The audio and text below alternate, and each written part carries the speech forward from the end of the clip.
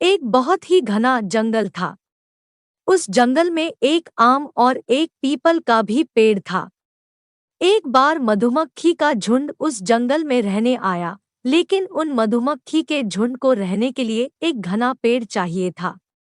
रानी मधुमक्खी की नजर एक पीपल के पेड़ पर पड़ी तो रानी मधुमक्खी ने पीपल के पेड़ से कहा, हे पीपल भाई, क्या मैं आपके इस घने पेड़ की एक शाखा पर अपने परिवार का छत्ता बना लूं? पीपल को कोई परेशान करे यह पीपल को पसंद नहीं था। अहंकार के कारण पीपल ने रानी मधुमक्खी से गुस्से में कहा, हटो यहाँ से, जाकर कहीं और अपना छत्ता बना लो, मुझे परेशान मत करो। पीपल की बात सुनकर पास ही खड़े आम के पेड़ ने कहा, पीपल भाई, बना लेने दो छत्ता, तुम्हारी शाखाओं में सुरक्षित रहेंगी।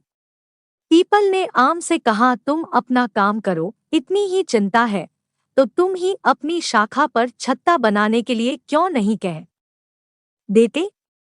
इस बात से आम के पेड़ ने मधुमक्खी रानी से कहा, है रानी मक्खी, अगर तुम चाहो तो तुम मेरी शाखा पर अपना छत्ता बना लो। इस पर रानी मधुमक्खी ने आम के पेड़ का आभार व्यक्त किया और अपना छत्ता आम के पेड़ पर बना लिया। समय बीतता गया और कुछ दिनों बाद जंगल में कुछ लकड़हारे आए। उन लोग को आम का पेड़ दिखाई दिया और वे आपस में बात करने लगे कि इस आम के पेड़ को काट कर लकड़ियां ले लिया जाए। वे लोग अपने औजार लेकर आम के पेड़ को काटने चले। तभी एक व्यक्ति ने ऊपर की ओर देखा तो उसने दूसरे से कहा, नहीं, इसे मत काटो, इस पेड़ पर तो मधुमक्खी का छत्ता है, कहीं ये उड़ गई तो हमारा बचना मुश्किल हो जाएगा।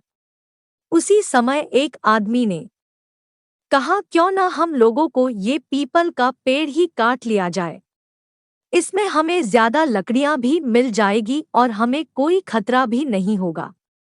वे लोग मिलकर पीपल के पेड़ को काटने लगे। पीपल का पेड़ दर्द के कारण जोर जोर से चिल्लाने लगा, बचाओ बचाओ बचाओ। आम को पीपल की चिल्लाने की आवाज आई तो उसने देखा कि कुछ लोग मिलकर उसे काट रहे हैं।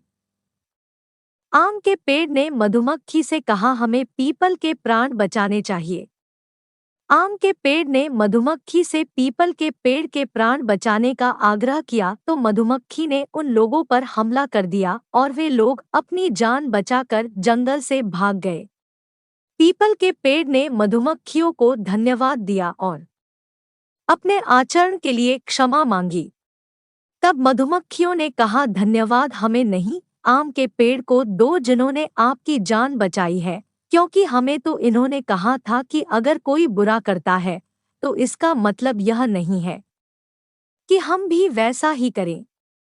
अब पीपल को अपने किए पर पछतावा हो रहा था और उसका अहंकार भी टूट चुका था। पीपल के पेड़ को उसके अहंकार की सजा भी मिल चुकी थी। शिक्षा, हमें कभी अहंकार नहीं करना चाहिए। जितना हो सके लोगों के काम ही आना चाहिए, जिससे वक्त पड़ने पर तुम भी किसी से मदद मांग सको। जब हम किसी की मदद करेंगे तब ही कोई हमारी भी मदद करेगा। इसी तरह की कहानी और सुनने के लिए चैनल को अभी सब्सक्राइब करें।